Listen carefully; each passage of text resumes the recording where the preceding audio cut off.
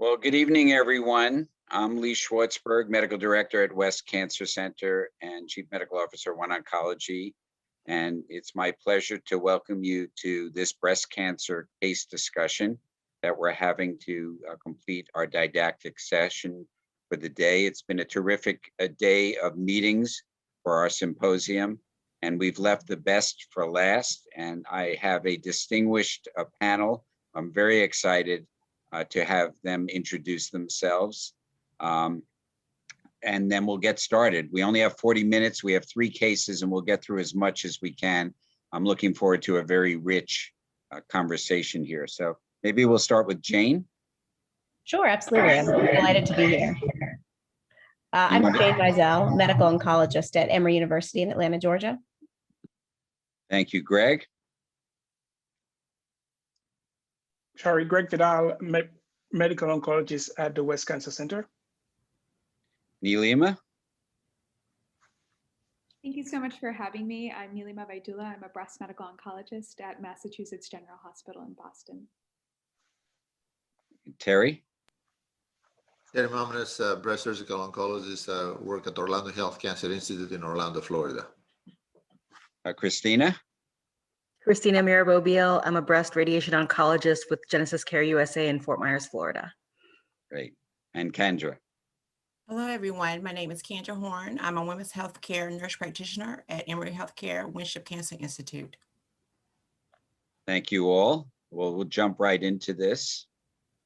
And just my screen here a bit so we can see it. Okay. So the first case we have is an early stage hormone receptor positive breast cancer. 40-year-old premenopausal woman with an abnormality on mammogram, and the imaging shows a 3.5 centimeter left breast mass, no suspicious axillary lymph nodes. A biopsy shows an ER 100% positive, PR 30% positive, grade 2, HER2 negative cancer. No past medical history. The family history is notable for a maternal grandmother with ovarian cancer and a maternal aunt with breast cancer in her 60s. She undergoes genetic testing with a multi-gene panel, and that's negative. An MRI of the breast documents no additional lesions. She opts for a mastectomy with contralateral prophylactic mastectomy. The mastectomy includes a sentinel lymph node biopsy, and the mastectomy specimen showed a 3 centimeter grade 2 invasive ductal carcinoma. 1 of 3 sentinel lymph nodes were positive, found after the fact, with 4 millimeter, largest extent in the node, no lymphovascular invasion in the primary, and there was no extranodal extension in the lymph node. The margins were clear, and she underwent immediate reconstruction with tissue expander implants. So this is a pretty characteristic case that we see all the time. So I'm going to start with Terry and ask about how you would counsel this patient who made her decision, but what would you say pre-surgery in terms of the benefits of a unilateral mastectomy and also the benefits of a contralateral prophylactic mastectomy in this setting? Right. So we typically will discuss options of breast conservation, which appears to be a candidate based on the size and the MRI not showing any additional foci of tumor, and also the option of mastectomy. And both are reasonable options in a patient like that. Obviously, lumpectomy will be followed with breast radiotherapy, and mastectomy may or may not need radiotherapy depending on nodal status and final tumor size. We discussed unilateral mastectomy versus bilateral mastectomy, and I emphasize to patients that the benefits from, first of all, from mastectomy versus breast conservation plus radiotherapy, there are no survival benefits, so they're equally effective treatments. And in terms of bilateral versus unilateral mastectomy, emphasize that the benefits are for preventing an opposite breast cancer, a contralateral breast cancer. Is not to reduce the recurrence of the first breast cancer, because some patients have the misconception if you take both the breasts off, then we'll never hear from this tumor again, which obviously has to be explained. On the opposite side, though, this patient is 40 years old and has significant family history of breast cancer, indicating potential genetic predisposition, even if the genetic test is negative. So at this age, she has a long life expectancy. She has a near positive breast cancer, so will receive adjuvant endocrine therapy that will reduce the risk of a new primary developing. But it's not totally unreasonable to consider the option of bilateral mastectomy to reduce again contralateral or bilateral breast cancer in this case as a new primary. Of course, again, mitigated from the endocrine therapy, but she's young, so she has at least 50 years life expectancy. And if you do the math, she may have at least 20 to 25% risk of developing another primary in her lifetime. So this is sort of what goes into the counseling of a woman like this in terms of making the decision to undergo any of the three procedures. That's great. One quick follow-up. If she did elect for a lumpectomy and radiation, would you consider her high risk afterwards and use a strategy that included MRI for surveillance?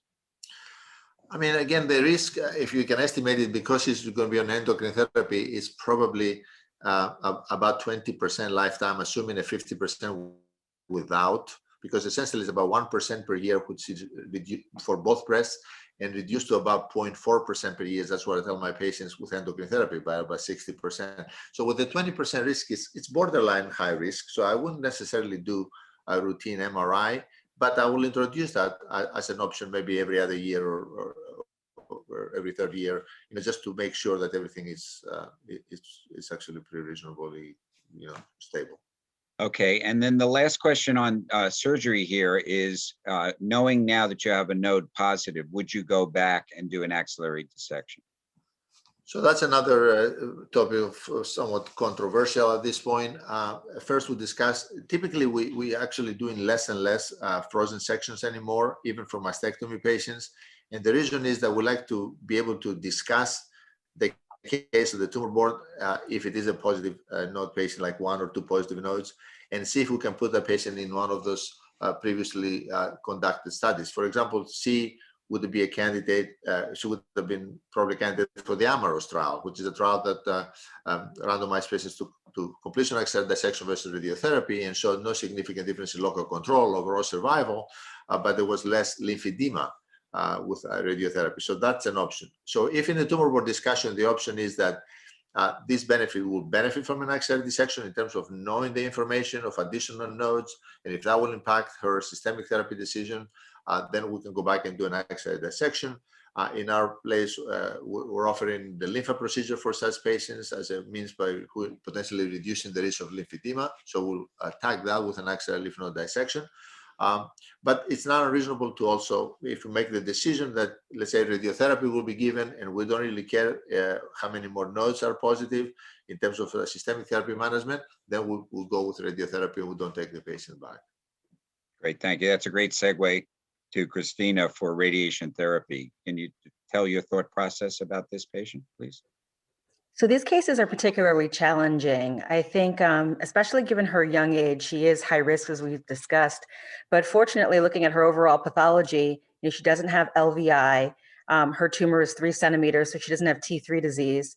So what makes her challenging is, other than the single lymph node, she actually wouldn't have met criteria for post-mastectomy radiation therapy. So I think in these cases, often at our tumor board discussions, the risks of, or rather the local control benefits of radiation therapy in this setting have to be weighed against the potential long-term toxicities in a young patient. There's some retrospective series that actually look at taking these patients to completion dissection, especially since otherwise we'd be able to avoid radiation. And assuming she doesn't have any additional lymph nodes that are positive, then she'd be able to potentially forego radiation therapy, which would obviously have implications in terms of secondary malignancy, and then obviously, even her implants, as is the next question. But again, I think, coming back to the Mamounas study, the risk of lymphedema is not insignificant. I think sometimes we tend to err on the side of being extra aggressive in these particularly young women. So I think from a radiation therapy perspective, even looking at some of the other data with more aggressive profiles, so patients like in MA20, for example, there is a benefit to offering post-mastectomy radiation therapy in patients with 1 to 3 lymph nodes. So I'd have an informed discussion with her, but I'd probably favor offering her treatment. And if you treated her, would you treat, number 1, the axilla, and number 2, regional nodes? So that's really a subtlety that now with the era of 3D-based planning becomes less of a differentiation, I guess, practically in the clinic. So we CT-based plan all our patients. And so the chest wall, including the the implant would be covered. And then in terms of the nodal basins, we usually contour out levels 1, 2, and 3, as well as the supraclav. And so we're able to actually try to stay off the humeral head, for example, and minimize things like a frozen shoulder, while still actively kind of covering all lymph nodes. So I would treat comprehensive lymph nodes. Now, if her tumor were in the upper inner quadrant, for instance, or if this were even left-sided disease, then sometimes it becomes an issue of whether to include the internal mammary chain or not. But I think at least in terms of comprehensive lymph node coverage or regional nodal irradiation, I think that would be appropriate here. Thank you. And last question, I know this varies substantially among institutions. What's your institutional approach to women who have tissue expanders in place and doing radiation? So really it ends up being more of a surgeon preference. So in terms of placing tissue expanders, depending on kind of chest wall anatomy, and then also laterality. So if we're dealing with heart dose, for example, for left-sided cases, sometimes it is more favorable to have a tissue expander, because then if you have unfavorable geometry, you can actually deflate one side to try to create better tangent angles so that we can stay off of the heart and do something like a deep inspiration breath hold technique more easily. But implants actually are more resilient, especially if you're looking at implants that are being placed, since 2015. There's actually newer surgical data that shows better outcomes in terms of fewer post-operative infections going direct to implant. So this is a moving target in our clinics as well, with some surgeons actually doing more pre-pectoral implants as well. And then we actually feel very comfortable given the safety profiles and kind of some of the early patient experiences offering radiation. So really I defer whether the patient needs an expander or direct to implant with a plastic surgeon based on patient preference. But I think from a radiation standpoint, we still focus on kind of what's needed oncologically, and both can have satisfactory outcomes. Great, thank you. I see Dr. Vidal smiling because we have these same discussions every week in our tumor board. Okay, the patient, moving on, the patient will take chemotherapy if absolutely necessary. So she's reluctant but willing to do that. And at least adjuvant endocrine therapy is advised. So the next question is, would you use a genomic assay to aid the decision for whether or not she requires chemotherapy? And I'll ask Jane, I want to focus, I know Terry has worked in that and he just presented, but I'm going to go to the medical oncologist and ask Jane first to comment on that. Sure. Yeah, it's a tough situation. I think if she is on the fence about taking chemotherapy, I would talk to her a little bit about, her young age, the fact that her tumor was 3.5 centimeters, a sizable tumor. And then that lymph node, which, at 4 millimeters really is a positive lymph node, not technically microscopic. And, looking at the recent results from our exponder, if you're a premenopausal woman, even if you have a low oncotype score, if you've got a positive node, you still have more than a 5% absolute benefit in terms of recurrence from chemotherapy. And I think, studies would say that most people find that to be a significant benefit. I would talk to her a little bit about, what chemotherapy really looks like. So I think some of the time when people feel like they don't want to take chemo, it's because they have misconceptions about what that would really be and how that would work for them. And she is probably someone who, given, the characteristics of her disease and her own background, I would recommend probably a non-anthracycline based chemotherapy regimen, something like TC. And I would talk to her about the fact that it would just be 4 treatments and that she would likely do very well. Kind of really try to understand what her concerns are about chemo and see if I could alleviate those before I would go to a genomic assay. I think in my mind here, the main reason to use a genomic assay would be if she really felt like she didn't want chemo. And then potentially a genomic assay showing she might be higher risk could potentially sway her towards chemo. But she would be someone for whom I would only probably do the genomic assay if she was on the fence or not willing to do the chemotherapy without additional data to convince her she needs it. Okay, any other medical oncology comments on that? So this is Greg. I will add that although our exponder did show that there is benefit in the premenopausal patients, regardless of oncotype score, Plan B did show that if you had a 0 to 11 on an oncotype with lymph node positivity, that there really wasn't a benefit to chemotherapy. So there's a question there, but I overall agree with Jane. That's a patient that I would lean heavily towards recommending chemotherapy. I actually had a patient like this not too long ago, and we chose to do the genomic assay because also with, it's all experimental too, but if they parsed out our exponder and the folks who have the most absolute benefit are the ones who have the slightly higher range, of 0 to 25. So also suggesting that you probably get more benefit if you have a slightly higher score, although there was no statistical significance there. So I agree with everything you're saying too. I think that I would still only do it if she needed it, but definitely if she were on the fence about it, a score of 24 or 30 would certainly sway me more in the direction of doing chemotherapy than if her score were 1 and she were really against it. Great. Neelima, what type of endocrine therapy would you use? Would you recommend? Yeah, so this is a really interesting case. So this patient is 40 and still premenopausal. So I think based on the soft text data, she's close enough to 35 that given that there was a positive lymph node, I would probably err on the side of caution and want to offer her ovarian suppression. With tamoxifen up front, I usually start with ovarian suppression and tamoxifen because that tends to be tolerated a little bit better. And then a couple of months into it, trade out the tamoxifen for an aromatase inhibitor. Now, it's possible that after she gets chemotherapy, she's only 40, but it is possible that she may go into menopause earlier than she would have if she hadn't received chemotherapy. So I think if the patient were very resistant to coming in for ovarian suppression shots and so forth, or is worried about toxicity or not tolerating it, it would also be reasonable to start with tamoxifen, and when she is truly in menopause, to switch her to an aromatase inhibitor. But I would plan to do 10 years of hormone therapy given her young age and given that there is a benefit in this setting for a patient in that age group. Thank you. Okay, so she opted for Taxotere and cyclophosphamide ×4. And let me ask Kandra to talk a little bit about whether you would recommend scalp cooling in this setting and what the potential benefit might be. Yes, so we know it's common knowledge that with patients when they're receiving chemotherapy that hair loss is just and alopecia is one of the side effects, and especially with as far as with chemotherapy, so much so that in my practice and over the years that I've seen patients sometimes elect not to proceed with chemotherapy with just of the concerns of how they'll look and with hair loss. As far as the benefit of scalp cooling, I definitely think this patient would benefit from scalp cooling. And she's receiving Taxotere and Cytoxan, and there has been data to support that the patients, especially when they're receiving taxane, that that these methods of the scalp cooling, that they will benefit from prevention of hair loss. Great. And so she does use scalp cooling and she has mild loss of hair, and her oncologist does recommend ovarian suppression and anastrozole, but she develops significant arthralgia and vasomotor symptoms from this approach. So again, Kandra, can you talk about, you're seeing this patient, how do you approach symptom control in this very common situation?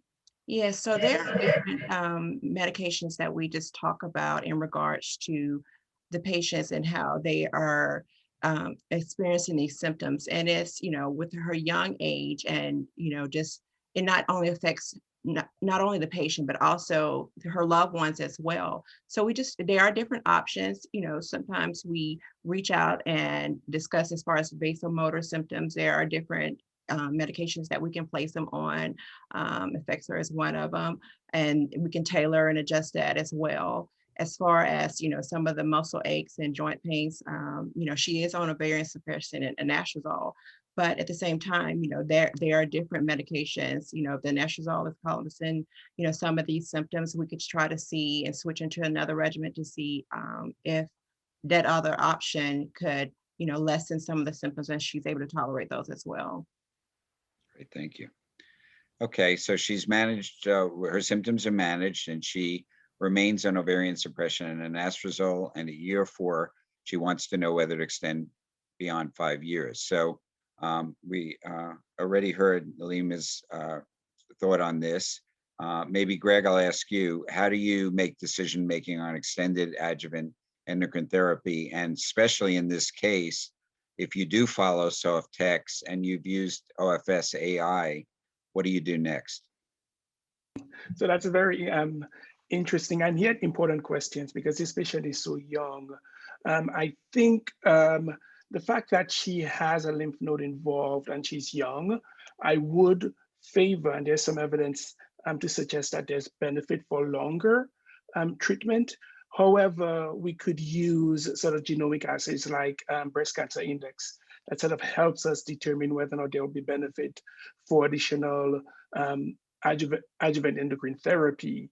For this particular patient, if she's having a lot of issues with joint pain, we could switch to tamoxifen for additional 5 years, which she may tolerate much better and have less an impact on her bones. Great. Can the other medical oncologists weigh in on that? What do you do currently? So after- typically in this type of situation, I would do the 5 years of ovarian suppression and aromatase inhibitor, and then at that point, switch the patient to, most likely in this case, she's going to be 45 in 5 years, so she may not yet be completely postmenopausal. So I'd probably switch to tamoxifen. That being said, it would also be reasonable to see what her hormone levels are doing a few months after stopping the ovarian suppression, and to see if she remains suppressed, in which case you could continue on the aromatase inhibitor alone. But probably I would switch to tamoxifen because she'll still be relatively young at that point. Do you, just as a matter of point, do you check estradiol levels when you're starting patients on OFS, particularly very young patients? Absolutely, because I think it's really important to make sure that, especially if you're adding an aromatase inhibitor, that their estradiol is adequately suppressed. So usually I will check it a few months into the ovarian suppression, and then keep checking it maybe for a while. But I think if you start with ovarian suppression and tamoxifen, it's actually less worrisome because they're already on the tamoxifen. Right. Jane, any comments there? Yeah, a few comments. I was going to add that, I kind of do that routinely anyway, because usually when you immediately when you start the ovarian suppression, they're not going to be suppressed probably for a few months. And I find it's also helpful for patients, just as they're getting used to being on anti-estrogen therapy, to kind of break them in gently. And I find that makes them tolerate it better and kind of be more prepared to be in it for the long haul. So I'll often start tamoxifen, and then once they're tolerating that well, start the ovarian suppression like a month or two later. And then 3 months into that, start the AI. That tends to be my practice, and that has been something that's worked well for our patients. And then I think also you kind of feel more confident that they are suppressed, because if you've had them on the ovarian suppression for 3 months along with tamoxifen, and then when you switch to the AI, you can feel pretty good about their ovaries being suppressed appropriately. In this patient, I think it's always a discussion after that year 5. Sometimes patients view the endocrine therapy as their security blanket. They're tolerating it great. They take it for life if you let them. And then others are really struggling with side effects. And so that discussion of continuing beyond year 5 is a more challenging one. In this woman, if she feels like she can tolerate it, I would absolutely recommend continuing. I agree. I probably would be okay taking her off the ovarian suppression after 5 years, just because soft and text, really was just 5 years of therapy. So then what you do after that is sort of at your discretion. And I think more is probably more, but you may not need all that much more. And also there are potential downsides as well to suppressing the ovaries for that long in terms of bone health and other things. And in this patient particularly, who had the vasomotor symptoms and the arthralgias with the AIs, she may feel better off on the tamoxifen. So I'd probably do 5 years of OFS and ovarian suppression and the anastrozole. And then at year 5, switch her to tamoxifen if she tolerates that. Is anyone aware, this is my own edification, are there any large trials ongoing looking at extended adjuvant therapy in this setting, to definitively answer that question? Do you mean like beyond 10 years or with ovarian Beyond suppression? 5 years, after 5 years of OFS and endocrine therapy? Not that I know of. Not that I know of either, but it's a very important question now with soft and text that we're ovarian suppressing all of these women up front, whether or not we really don't have data. It's a data-free zone, and it would be a very interesting study. And not that I'm aware of either. And I think the only thing I'd add is it's important to monitor bone density when patients are on ovarian suppression, particularly premenopausal women, and certainly have a low threshold to add a bisphosphonate if they have any osteoporosis or even borderline osteopenia. I quick ask a question. Given that she had the history of ovarian cancer also, and I think her aunt or grandmother, one of the two, would anybody consider taking her ovaries out after 5 years? Not because of her family history, because she was genetic negative, but some patients just don't tolerate ovarian suppression. Some patients' ovaries just don't seem to respond. And you can consider removing the ovaries for that purpose, making her permanently postmenopausal rather than coming in to get the shot. So that's an option. Great discussion. I think we'll move on to case number 2.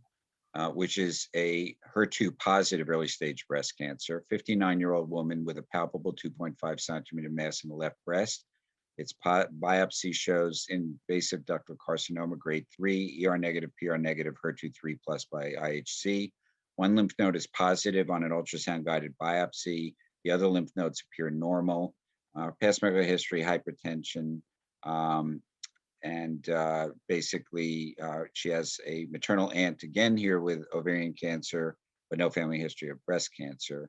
This is what the primary tumor and the in H&E and HER2 positive look like. And just for the edification of the audience, the right-hand panel is the stain, which shows strong membrane staining, pretty much uniform all the cells of the invasive cancer, and that's a clear-cut 3+.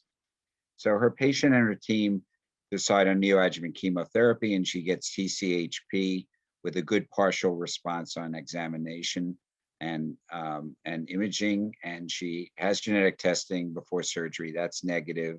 She receives a lumpectomy and sentinel lymph node biopsy. She has 5 millimeters of residual disease and 2 negative sentinel lymph nodes.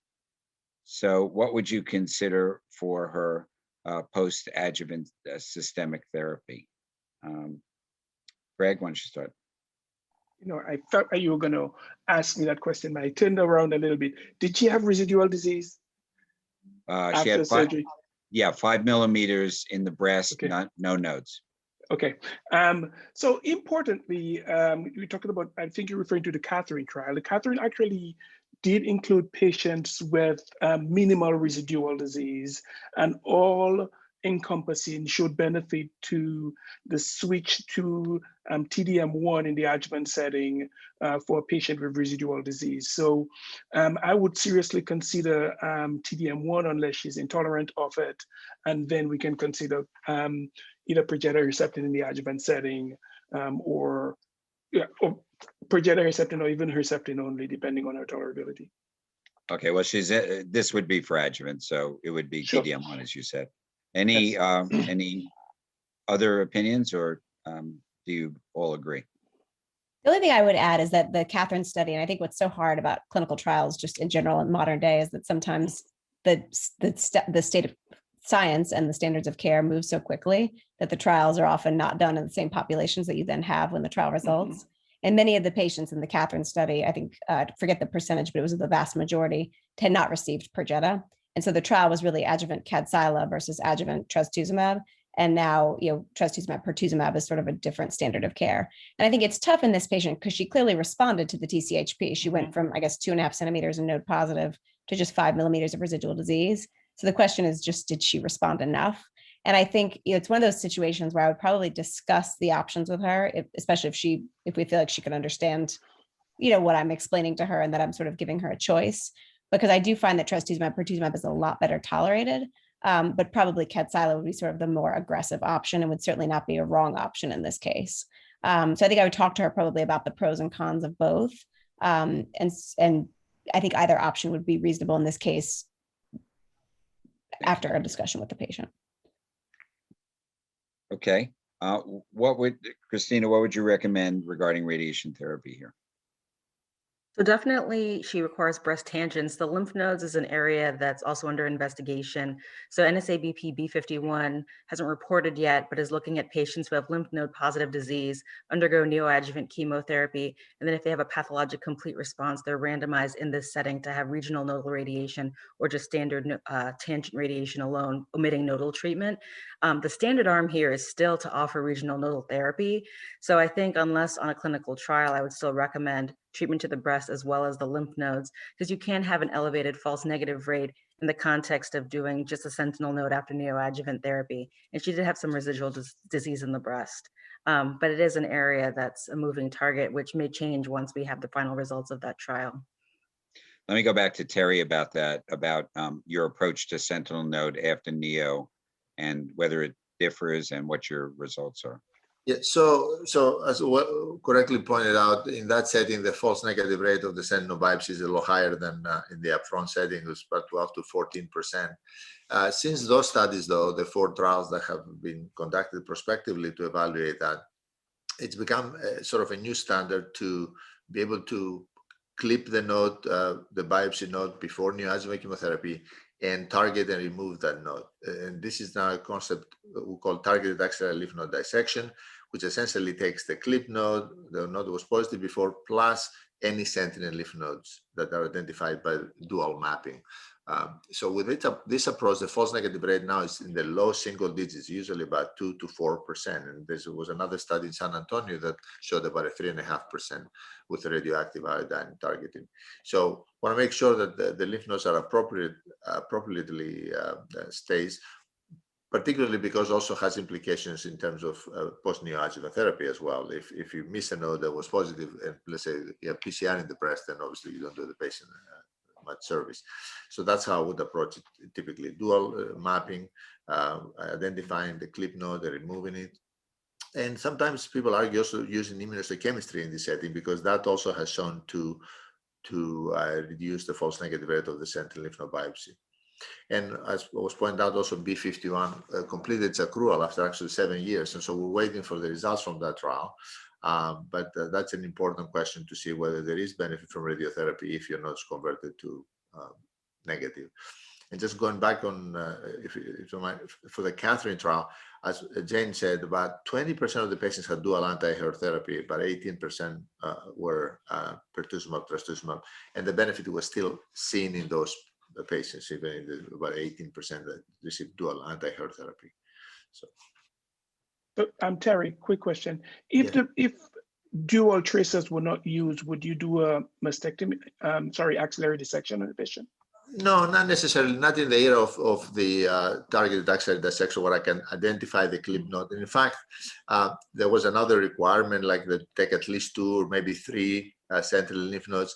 That requirement also appears to not be needed anymore when you know you have the node that was clipped and positive, right? So I would not do an axillary dissection. And sometimes for mastectomy patients, we'll do even single tracing because by the time you get to the axilla, the blue dye may have gone through unless you access the axilla before you take the breast out. But I would definitely do isotope because that's the most sensitive way of identifying sentinel lymph nodes. And as long as I have the targeted lymph node, I'm fine with that approach. I don't necessarily think you need the dual tracer. Great, thank you.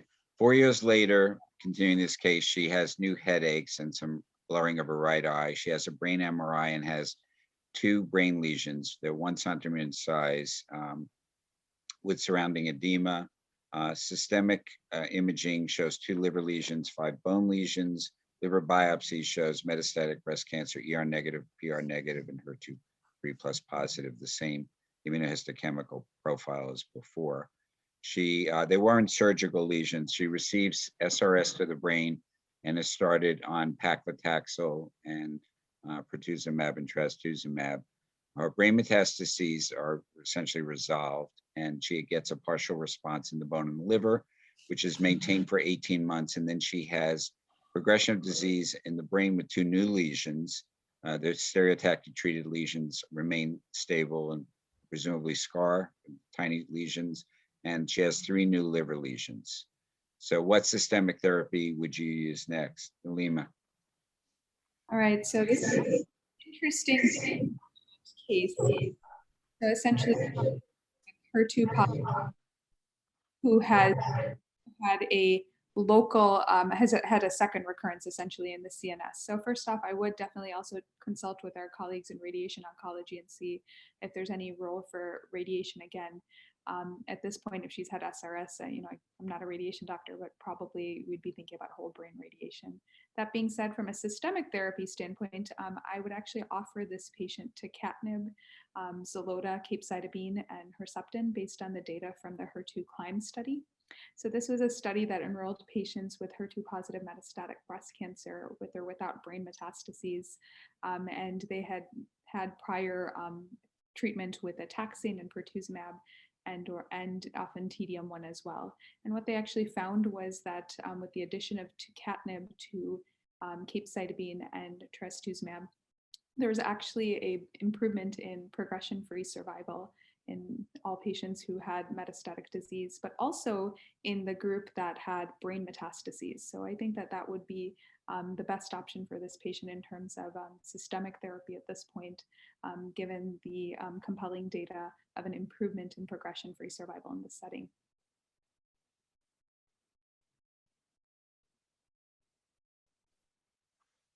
Lee, you're muted. Lee, you're muted. Yeah, sorry. Raina muted me because I think I had some noise, sorry. Any differing opinions, or does everyone agree with that approach? Certainly Yeah. agree with that approach. I agree completely. I was going to say, I think one of the interesting things about that study was it was so compelling in terms of the data for brain metastases that even though the trial initially enrolled patients who had received 2 or more prior lines of therapy, it was approved by the FDA for use in second line or greater. I think sort of almost intentionally to give us this opportunity where if you've got a patient who you think is a really good candidate for this, you don't have to wait until third line to use it. And this is a perfect space in which to incorporate this regimen, I think. Yeah, So and to just say- discuss Go ahead, Greg. the CNS involvement, I think, Lee, you said those were 2 additional CNS lesions and not the old one. The old one was stable, correct? Right, and they were asymptomatic. And What they were would your asymptomatic. approach be to I would- local therapy? I would try to target those with SRS and follow her with tucatinib. I would Thank too, as the radiation oncologist. So, you know, we used to think of SRS as something more in line for solitary lesions, but now with more sophisticated MRI surveillance of our patients, we're able to find lesions that are smaller and asymptomatic. And really, we've just gotten so much more sophisticated with our radiosurgery systems that you could feasibly treat with like a single ISO center, you know, 10 discrete lesions with minimal actual low dose bath to other areas of the brain. So really, we're reserving whole brain radiation for patients who have really advanced disease, miliary disease, large lesions. So, you know, these, I mean, the tucatinib data is really exciting, I think, especially for our patients who've had prior whole brain radiation, now may have progression and have new solitary lesions, and then are still progressing in the CNS, just because those survival curves were so impressive.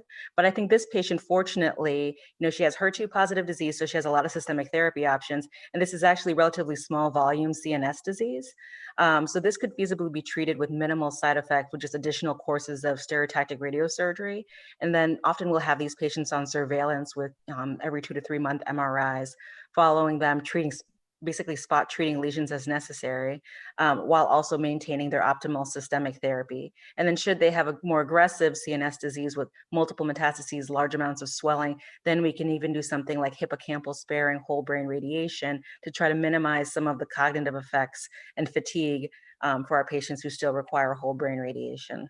I think that's certainly great to hear because I think if you can get stereotactic radiation over whole brain radiation, of course, you can start this patient's systemic therapy sooner too. So that's, of course, a good thing. So definitely great to get the radiation oncology folks involved. Great, thank you. We have time for one more question, I think. So she gets tucatinib, capecitabine, trastuzumab, has a good PR, progresses in brain with 3 more lesions, and new liver mets are detected. Let's assume she gets additional SRS. What is your systemic approach to therapy in 30 seconds or less? Whoever wants to jump off. Probably give this patient at this point trastuzumab deruxtecan. That's also a newly approved drug because now at this point she's seen prior, you know, TDM1, prior THP, and then also tucatinib. So this is something different and now has looks like a fair amount of disease with new liver metastases and so forth. Great. Any other alternatives, or would everyone agree with that? No, I agree. Especially if she's already gotten TDM1. I'm not sure we heard necessarily that she did get that in the adjuvant setting, but assuming she probably did as standard of care, this would be the perfect opportunity to use the trastuzumab deruxtecan. I think the other really nice thing about that drug is that even in patients who are heavily pretreated like her, the progression-free survival with that drug is quite impressive. So she could do very, very well, even despite everything she has going on. I would also add TDM1 still remains an option for treatment for her though, because of her interval from progression. Okay, great. Well, we're at time, and unfortunately, as I expected, we weren't able to get to the triple negative case, but we've had a fantastic discussion. I want to thank really an amazing panel for tremendous amount of information. And all of you have participated all day. Thank you for staying at our 6th annual West Cancer Symposium. We have a break, but we have product theaters coming up, and there is one on breast cancer. So for those of you interested, at 6:30, there'll be a presentation on a CDK4/6 inhibitor that improves survival in hormone receptor positive HER2 negative breast cancer. So again, thank you all for your participation. Really appreciate it. Thank Thanks you. so much.